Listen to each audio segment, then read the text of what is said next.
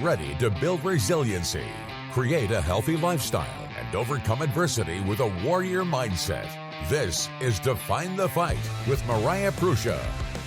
Hey, welcome everybody to this fine Monday morning. I have an unbelievable human being here with me today who is literally defining her fight, but also helping her son define his fight. Kate Puterbaugh is not only an amazing woman, mother, but she's also reached out to me, and this is how we connected, is she asked if I would help teach her how to defend herself in regards to her son when he would have outbursts. So her son has autism and now clearly was diagnosed also with pandas, and being a parent just in general is difficult enough within itself. But when you look at different levels of adversity that you're facing, the key thing is at the end of the day, we want our children to be happy. We want them to be healthy. And, you know, we all want to make sure that we have joy within our life. So, Kate, welcome to the show. And I know it's going to be quite the journey that you're going to be sharing with us today. Thanks for having me, Mariah. You know, Kate, when you reached out and our very first time of connecting, I got to see firsthand what the outburst look like. So do you want to break down what you see literally on a day-to-day basis with your son Brody? Yeah, lately, especially every summer, he has started to become more violent and a little more scary from that aspect. And the bigger he gets, the harder it was for me to safely, try to hold him or keep him safe and myself safe at the same time. And with that, it just brought more fear, more challenges. It was harder to go out in public anymore because I couldn't handle him. My husband, who's taller, is able to do it, but much better. But we were just noticing things too at school. They'd start to say he's running off. He's not sitting down as nicely. He's not cooperative. He'd start hitting or lashing out. And he is mostly nonverbal. So I think that plays a big role into, the condition and not being able to communicate his needs properly. So I remember packing him up that morning going, oh no, we have Mariah today. And he's in a huge flare. So we get there and I'm trying to, bribe him with stuff. It's not working. And just lately, just getting out of the house is so hard. We pretty much don't go anywhere most of the summer, especially if he's in a flare. We're lucky if we take him to a store quick with us. A lot of times, even right now for his chiropractic adjustments, they sometimes have to do it in the car or on the floor, kicking and screaming. So every day is kind of feeling like we were living in a bubble. We're kind of trapped to what his behaviors have become. And I reached out to try to see if you worked with any special needs and just ways that you could help our family and help Brody too. Well, when the first time that you came in and I saw the outburst, right? So for me, the first time meeting you, the first time meeting your son, and then seeing him try to bite, hit, kick, push you down on the ground. All right, that was hard to see, but at the same point, clearly asking, do you mind if I restrain him? Because that's a really big concern for a lot of people, and especially in the school systems where they feel like their hands are tied. I'm like, can I touch this child? Am I going to get in trouble for doing so? So clearly getting your permission at that point. I know he bit me once. I mean, it was kind of the introduction of, okay, here we go. But then taking him down from behind, gently down towards the ground, and then talking in his ear, just breathe. Just breathe. And to be able to see him, in that minute time frame, relax, but then come to a point where the outburst had stopped. But I know this isn't something that normally happens. And with working with you, learning different type of safe restraints for both of you, but then also blocking different things that are coming at you, I know that things have shifted. So what you have learned so far, how has that worked? But then I also know that the behaviors, once something isn't working, that somebody is going to try to shift on what they're doing to be successful. Yeah, the first week that I implemented a lot of what we did in training, it was working well so that I wouldn't get hit. But in the end, it ended up making Brody more frustrated and more upset because he was used to being able to, get some hits in and kind of relieve whatever pressure or stress he was going through. And so then he turned to, I'm going to throw things more at you. And so that became an, issue of I just have to move out of the way. I have to lock more things up in our house.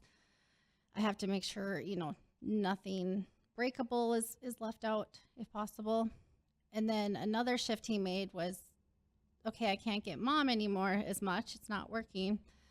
I'm going to go after the house. And so he's done everything from kicking, his bedroom door out to, kicking the walls, breaking, we have a wooden gate at the top of our stairwell. He, likes to break that. And so then it becomes more destructive. And so, but still the techniques that we learned in the beginning have helped, because even during those, if I see a safe opportunity to come in, do the hold from behind, I'm able to gently take him down and regain more of my power and my, keep my calm in control. Yeah. And then, there's times where I'm down on the ground with him for 2 to 4 hours. And so then, as we've talked about, my strength and my health came into play. Like, I need to, get myself back in shape. I need to put more into my self-care to do that. And then I need to work on my endurance, because as he keeps getting bigger and stronger and older, it could still be a longer battle. Well, and you've been battling for a long period of time, and I know we're going to go into here shortly the journey of how everything started and the different shifts that you noticed along the way. But, we've had some really in-depth conversations on, it's not just you and Brody at home. It's you, your husband, Brody, and then your other son. And that's a lot of stress that can cause on your relationship with your husband, but then also with your younger son, when the entire family now is isolated because of the fact of in fear of outbursts happening out in public. So what does that look like in your home now? Right now, it's a lot of divide and conquer between me and my husband. It's, somebody has to be on Brody 24/7 and ready. So it's a lot of taking turns. And then, unfortunately, with that, it means we parent singly kind of the most. And, my youngest Keaton is, about 6, and, he's kind of like, hey, can we do a family vacation? But I don't want my brother with. And so those hard-hitting conversations are getting tougher when I'm realizing the impact it does have on a whole family. And, I love both my children the same, and I've been very mindful to try to give him that proper time he needs, but I can tell he still misses the whole unit. Or he's like, I love my brother. He goes, I love Brode so much. He goes, I just want these behaviors to go away. And he knows that. He knows that sometimes he gets relief and he's good and he wants to play with him. And other times he's like, why does he have to do this, Mom? Why is he hurting? And so we try to explain it from that aspect, that he's not doing it intentionally. And then not too long ago, he started asking to hang out with my parents more and go there. And he didn't tell us why at first. And I went over there one night and I said, why don't you want to come home tonight? And he goes, I don't want Brody right now. I'm too afraid. And I said, okay, yep, we will make, whatever you need right now. We'll drop everything. Grandma and Grandpa will help you out. And he's even now asking if he can come see Mariah and learn how to defend himself so he can be around Brody too. So right now he's like, I'm kind of left out of this. So we're really trying to find ways right now to keep our family unit together during this hard time. And while we continue trying to figure out how to help Brody medically and balance, have a little more balance in our life. And, one of the main reasons too, clearly on top of you sharing your story, is finding solutions. And I know that, Kate, you're not the only person in this area or surrounding that, struggles with challenges or is facing autism. Too, we're going to go into the fact of your son being diagnosed with pandas too, and breaking down what that looks like.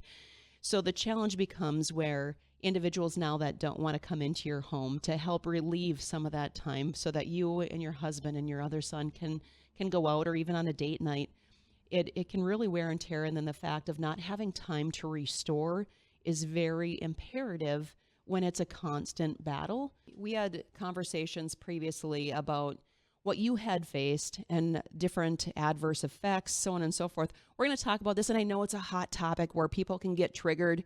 If somebody's getting triggered, well, the key thing to understand is this. This is not their story. This is yours. So, Kate, I want you to share about your pregnancy and then different things that you faced, and then same with Brody along the way. Yeah.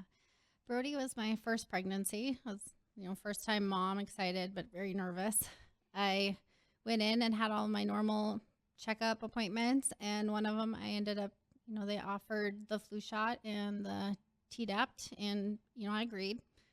And I noticed after that I had some pretty bad swelling, but everything up until that point had been really good. And I mean, it got to the point I couldn't wear my shoes, even some slippers.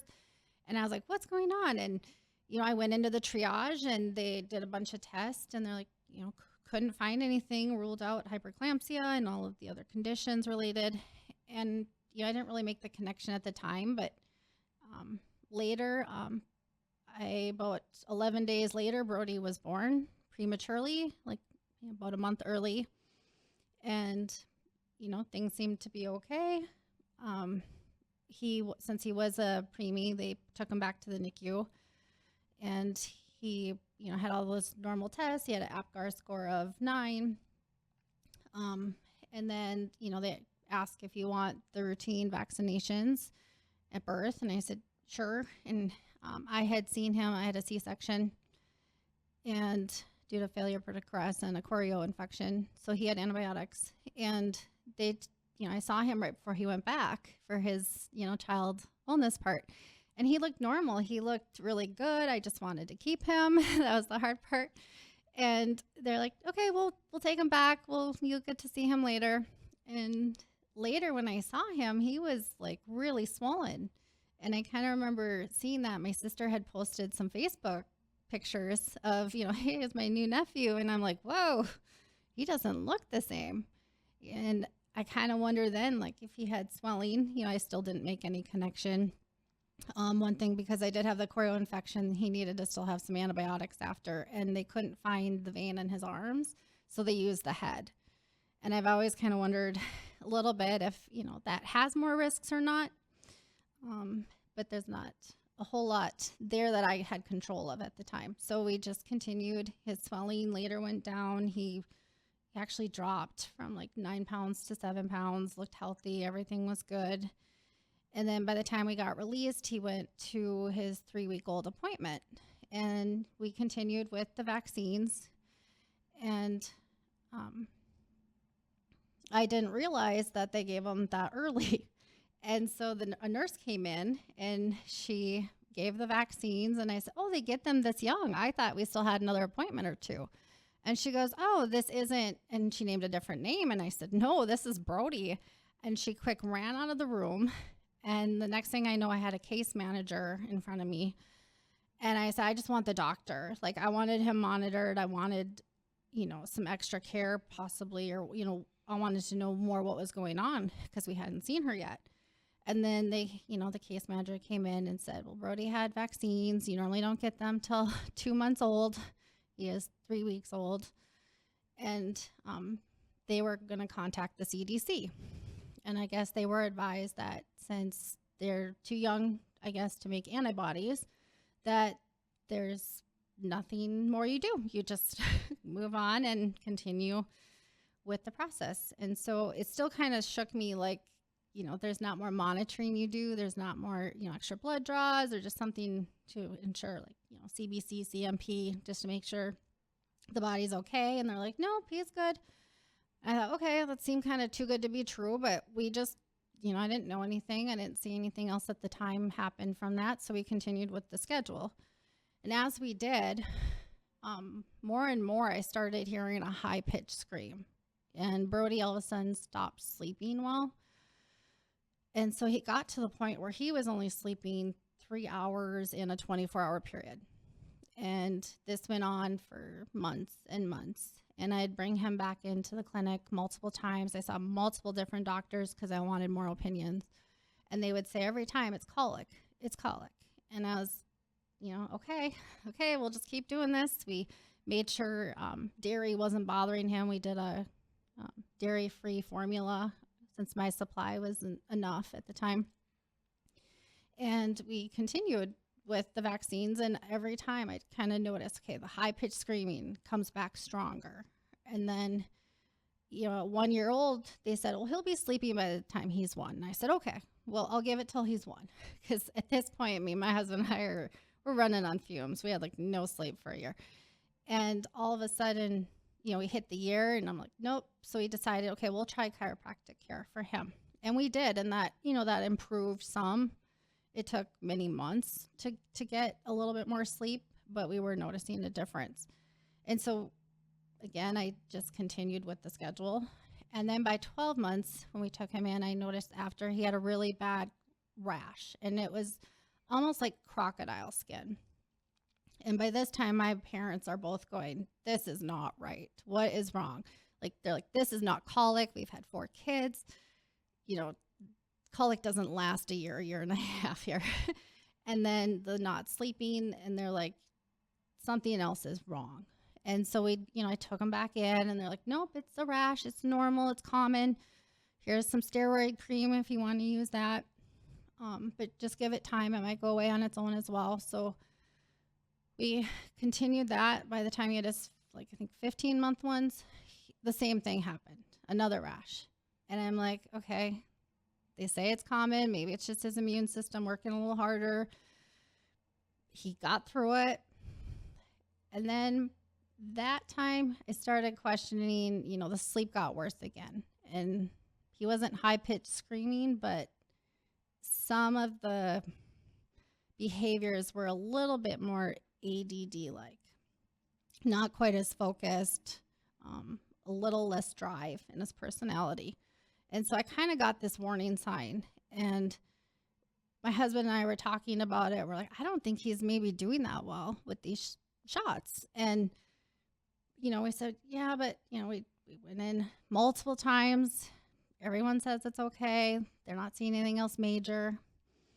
There was a watch at one point, just watch for seizures is what I had read. And, we're like, he has one more left in the series. We're just going to get it done. And we did. And within 2 weeks of that, I completely almost lost my son. The saying mom, dad was gone. The pointing to toys that he wanted was gone. The light in his eyes it just went out. The walking kind of regressed back to crawling. The week before, he was, playing with toys in his room, and he threw a little toy down in the vent. And I said, well, who did that? And he's like, Dad did it. I've hardly ever heard 3 words again. And it took over 3 years to get that back from him. And that's when we've been on a regression train ever since, and trying to help him and figure out who can help us. Because I'd take him back in and I would say, I don't think he's doing well with these. And they're like, well, that's not really possible. They don't cause autism. And I said, okay, even if they don't cause anything, I'm telling you, I don't think he's doing well. It's like an allergic reaction that's really hitting his body hard, and his immune system especially.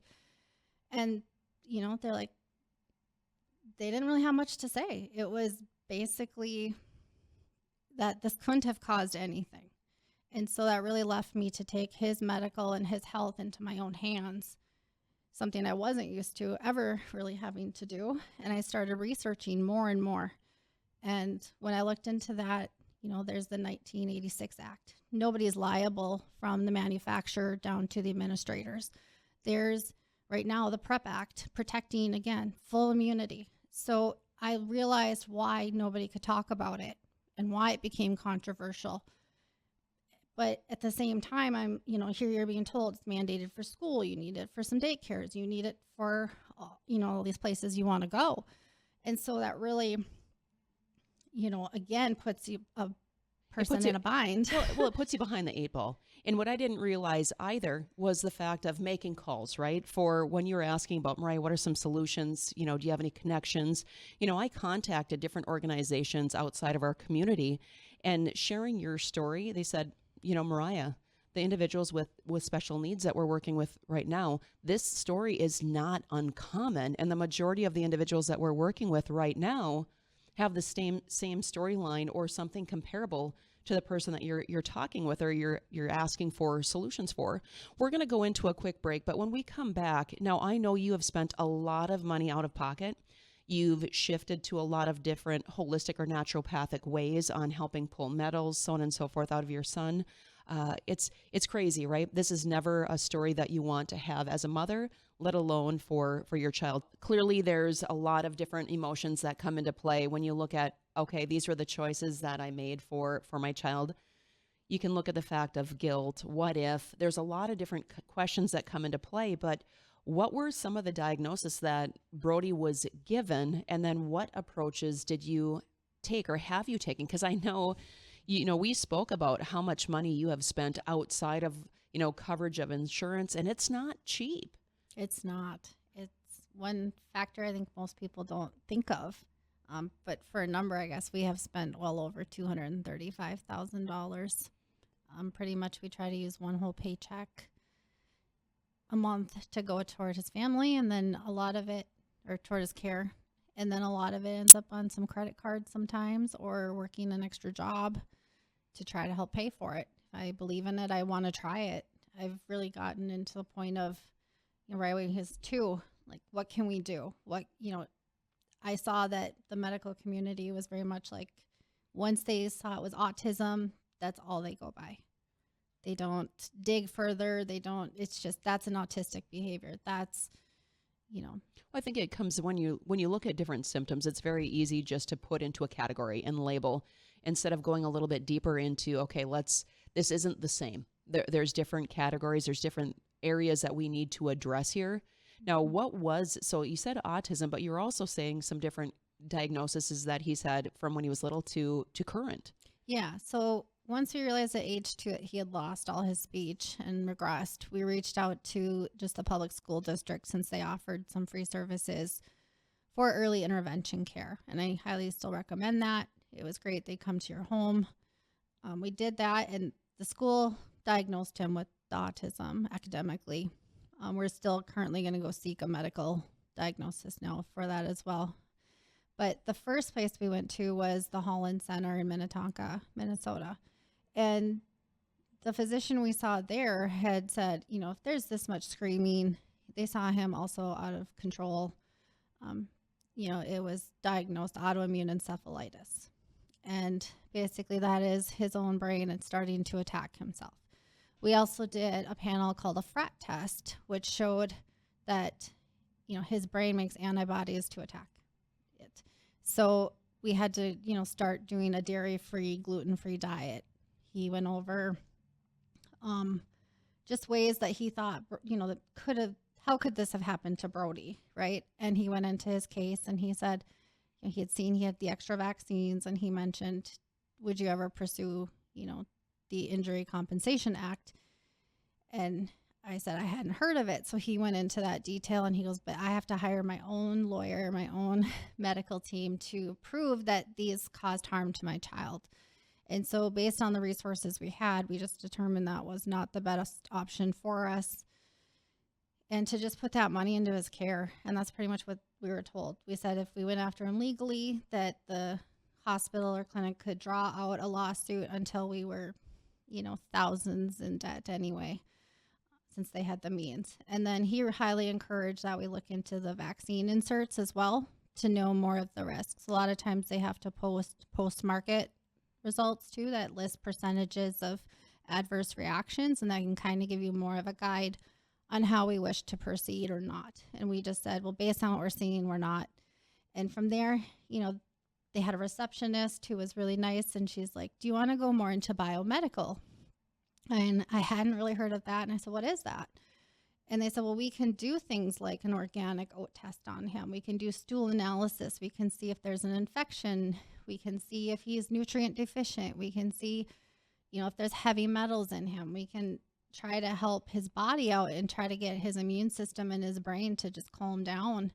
And I said, sure, let's go for it. And that's when I first realized, like, okay, you can spend $5,000 in one visit, but, it's my baby. It's worth it. So we did all of that, and I learned more information about, how his body worked and what we needed to clear. And then through that, I met with more doctors through TACA. It's like Autism Community and Action Network. And they have a lot of good resources if you want a provider that is a little more holistic or functional medicine. And they all bring different aspects to the table. So one of them we worked with, he was really into genetics and epigenetics. So we did a genetic panel, and then we went into the epigenetics and kind of saw what's his susceptibility to some of these injuries, or not handling, like detoxing well. And we did find he had a high risk. And so that I kind of kept searching for this why. Why did this happen? I didn't just let it go and blame any product or anything, but I really wanted to know, okay, what else are we in for? Right. So I learned things about his body and his health this way. And so his supplement plans could actually be geared toward more of his things. Like if he's sensitive to folinic acid, we can use a different form of vitamin B, or, just different versions. And then another thing we looked for was mold and mycotoxins, because they say a lot of times that can be hard on these kiddos' bodies to keep up with that toxin load. And the more that I learned about that, it made sense, because Brody's toxic load reached an all-time high, and then all of a sudden I felt like we lost him through that. And another test we did was a mitochondria test. It showed he's got mitochondria dysfunction, so he's been diagnosed with that. So we have to be careful when we do like dental work, what types of sedations they use. The standard one is too hard on the mitochondria for him. But, if had I not known that or researched, I could have lost him further, because that is another area for a high risk of regression is anesthesia. We found during his stool analysis when he was 2 that he had some dysbiosis and leaky gut, and probably most likely the antibiotics played a role, which I'm not too surprised. And he also had some candida issues, so yeast overgrowth. He also had C. diff at the time, and then probably from a hospital, which is just a normal risk you have. Yep. But it really came down to like, let's work on clearing out his system. Let's rebuild him. We did some of that, and we saw some pretty good gains. I mean, we got some speech back. He seemed more happy. We also continued the chiropractic care, so we saw a lot of the stimming go down and toe walking. And so now he doesn't show a lot of signs of that anymore, unless he's really stressed. And then we also went to the Minnesota Hyperbaric Center, and we got a soft chamber oxygen chamber for our home to try to reduce brain inflammation again. So we were seeking out all of these treatments and recommendations. We've gone to several naturopaths locally who've been helpful just to try to maintain his health and check, basic labs. And then he's been on some pretty high supplement regimens to help. And the hard part was through this journey is that some stuff would stick, but then it would regress or it wouldn't last. And then you're back searching for why. Okay, I put him on a mitochondria supplement. He had great gains. He was relaxed. He was calm. He had a little more speech. And then all of a sudden, he plateaued and it kind of dropped off. And then you're like guessing what the next thing is that's kind of off. So you're back to doing more expensive labs. It's like you're going back to ground zero. So it's like gain, and then all of a sudden you're climbing this mountain, then it shifts back. But you just went, was it to Edina, Minnesota too, and you found out some different areas of potential concern, but then also answers. Yeah, we went to the Newbridge Wellness Center, and they've got a highly trained team in a little more complex situations. And when we went there, I mean, Brody kicked and screamed for the whole drive there and back. It was 9 hours. And during the appointment, even about 2 hours, he's screaming and kicking, and she's testing him as much as she possibly can. But she found that, she's like, is he this extreme every day? And I said, yes, it has been this way for the last few months. We're in this really bad flare. He's not coming out of it. Our summers are routinely like this. And she's, because it's more seasonal, she goes, he has got mast cell activation concerns. I said, okay. And then she goes, but that's not the least of it. She goes, he has pandas. He came back testing positive for strep and Lyme. And so that in of itself, she said, creates a lot more extreme behaviors, violent rages. They can have hallucinations and not be like themselves. And I said, well, that answer at least fits. And so finally I got a little bit more hope again. The treatment, regimen will have to be a lot stronger. We are considering that, he might not go back to school here right away, do a little delayed start or a modified schedule. But the hope is that most kids can make a recovery from this the earlier it's caught. And, I kind of started asking a bunch of whys. How did he get that? I've never seen a tick bite. I've never seen, so we went into like, mosquitoes or in vitro, and just the environment itself can just, you can get a lot of cofactors and not have Lyme That's itself. But but because he is highly reactive and sensitive, she said it can all be too much for him. And so we've actually even had to change a supplement regimen he was on because she tested it and she said it's too strong for him. We have to lower this a lot until winter when things freeze. But then she's like, he's got histamine, high allergy concerns. I know he's got the nasal polyps. And so all these things just keep developing faster than I can ever keep up with them. And I feel like a lot of that is because with severe autism and they're not verbal, you can easily miss so much stuff. Well, and the lack of the ability to really communicate, hey, I'm in pain. This is what I'm feeling. This is where it's at. It causes you to go in a deeper level of research, which is great because most people do not research their own health, but let alone their own children, to go into a deeper level of, okay, so what are some of the answers that we can get for this concern?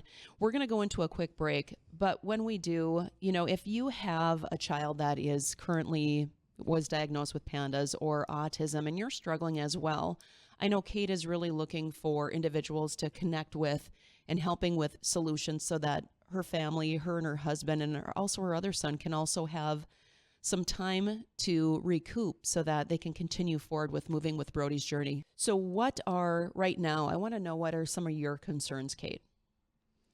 My concerns result mainly around like school and the holds, if they'll be able to meet his needs. And then also just trying to find more family time or extra, resources out there that can help with these situations. I feel like he is kind of at an extreme place right now. And I have read in the past, like, respite care workers will quit because the child is just too much. And I understand that from, a perspective of they don't want to be treated this way either. And it's my child. And that's why I have the love and drive to keep doing this. And I don't want him ending up in an institution or in the system. And so my goal would be to find somebody who is, trained in this and could maybe just do it on the side for, come to my house for a couple hours and, help watch Brody when he is at an okay place. And, I can clean, I can get out and work out for a little bit, or I can, just have a little bit of me time, or, spend more time with my other child and my husband. Yeah, it's got to be challenging because right now, if you look at the fact of when we look at a 24-hour period, how much of that time frame are you actually getting that time just for yourself? Really 0 to maybe a half an hour. My husband and I try to give each other that each day. Sometimes it doesn't go as planned. But yeah, but it's also like, okay, I'm going to run and get groceries. That's my hour. Yeah. Or I'm going to quick take a shower. That's my half hour. And I know that you guys are working hard too, because you guys both have jobs. I want people to understand that. So managing the life of both having full-time jobs and then also having a full-time child that needs care, to also having another child that also has different needs that are there and are wanting to clearly be fulfilled also, which is a challenge because we have so many different areas that we can give. But if we're not getting back in return, it's really hard to keep that foot on the accelerator and moving forward. You reached out, or you had spoken about an individual. How did that ever work out with a female that was clearly focusing on specializing in autism that was coming back to the area? Did that ever work to connect, to have her come in to potentially watch Brody one-on-one? We haven't yet, but I have been in contact. She's also trying to give some support just via text and different resources, looking into some different therapy types. I know Brody struggled with ABA, which is the preferred standard one for the schools and covered more by insurance. So we've found, we do more the sunrise with him because it's a little more bonding associated. It's a little more self-regulation versus just task-oriented, which is do this, get a reward. Sometimes that reward, it doesn't matter to him. He's so into his own, flair or emotions. So we're just trying different types of therapy for him. What are some key tips that you would have for some parents right now that are trying to navigate the storm with their own child that might be, where Brody was when he was 2 to currently where he's at now? Yeah, my biggest advice would be if you see something wrong with your child, symptom wise, is to really ask why. Search out why this might be happening. And we found the best resource to be more the natural, holistic stuff to really get that core healing. We need the gut working. We need the immune system working. We need, that additional support. And without that, I have seen Brody will regress. And I think a lot of kids do. Sometimes those behaviors are driven by a symptom or by medical.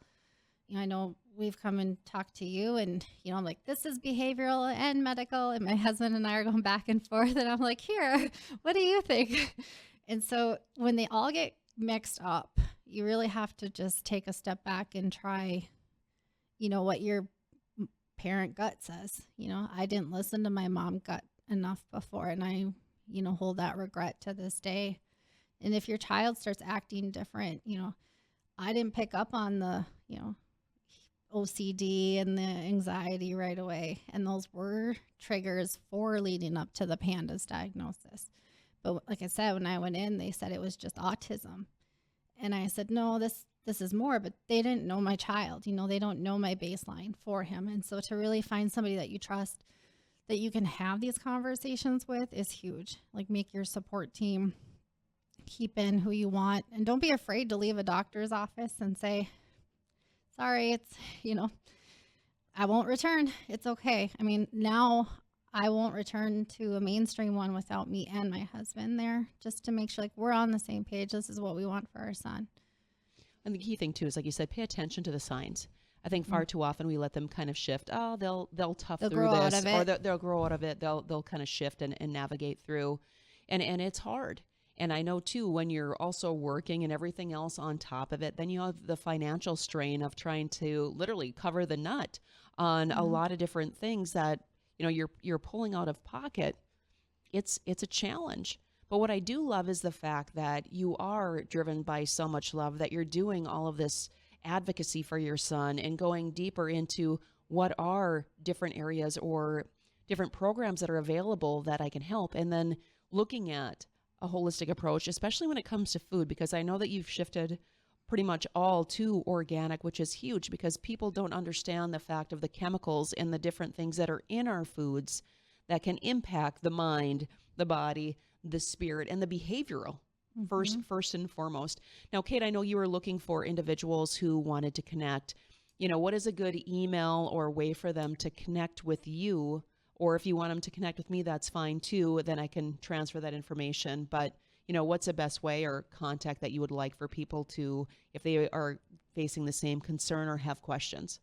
Yeah, you can use my email. It'd be kdsurpre@gmail.com. You're going to repeat that one more time. It's the letter K and then dsurpre@gmail.com.